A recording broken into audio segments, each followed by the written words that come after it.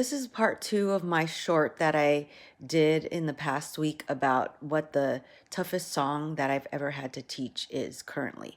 And so it is Clair de Lune by Debussy. Check out my first short video on how to count the song.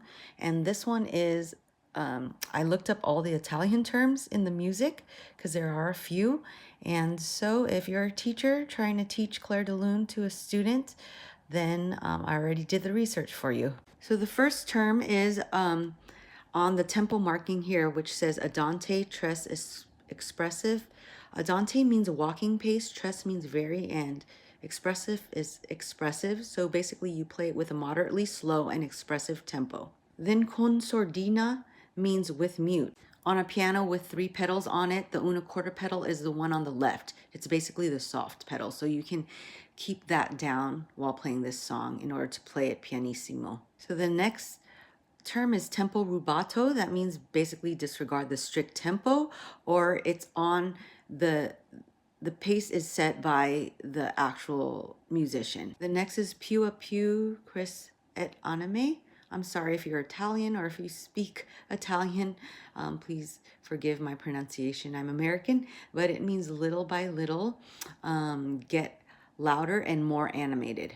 Now here, dim molto on measure 25, it means gradually get a bit softer. So it's dim is just short for diminuendo. Then in measure 27, un poco mosso, that means with a little less motion, somewhat animated. Page 3 on measure 35, cresc, that's just short for crescendo. That means gradually get louder. The next one, measure 37, and animat, become very lively with animation.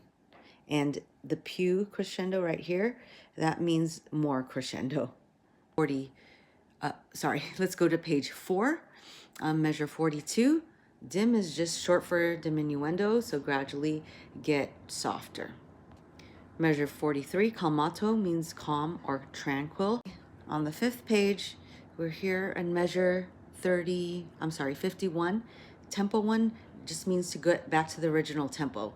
Because if you recall on page 2, it says tempo rubato, which means that the classical musician, they set the pace for the tempo, but then we get back to the original tempo here on measure 51. Last but not least, on page 6, morendo jusqu'à la fin means fading away until the end.